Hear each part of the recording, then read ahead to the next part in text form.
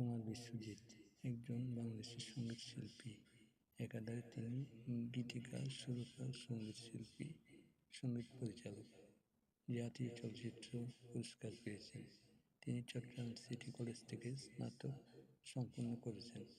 কুমার বিশ্বজিৎ চট্টগ্রাম জেলায় জন্মগ্রহণ করেন। যদিও চট্টগ্রাম বেড়ে উঠেছেন, কর্মজীবনের জন্য তিনি বিভিন্ন সময় ঢাকায় আসা যাওয়া করতেন। গানের প্রতি তার আলাদা টান ছিল। তবে পুতুলের মতো করে সাজিয়ে এই গানটি দিয়ে তিনি সঙ্গীত ভুবনে সাড়া ফেলে দেন। সঙ্গীত জীবনে তিনি অনেক জনপ্রিয় গান গেয়েছেন। বাংলাদেশের নামকরা প্রায় সব সঙ্গীতশিল্পী, সঙ্গীত পরিচালকের সাথে কাজ করেছেন। কুমার বিশ্বজিৎ নাইমা সুলতানের সাথে বিবাহ বন্ধনে আবদ্ধ হন। তাদের একমাত্র পুত্র নিবিড় কুমার। কুমার বিশ্বজিৎ দুইবার জাতীয় চলচ্চিত্র পুরস্কার লাভ করেন।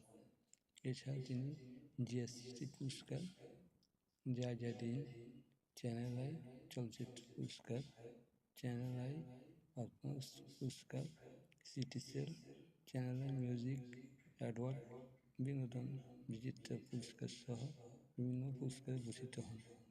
তার উল্লেখযোগ্য গানগুলো হলো তুমি রোজ বিকেলে আমার বাগানে ফুল নিতে আসতে, বিটা নাই রে, যারে ঘর দিলা সংসার দিলা রে, প্রেম তো চরের জমি নয়, তোরে পুতুলের মতো করে সাজিয়ে একতারা বাজাইও না, জ্বালাই যে প্রেমের বাতি কোথায় তুমি থাকো রে, ও ডাক্তার ইত্যাদি উল্লেখযোগ্য।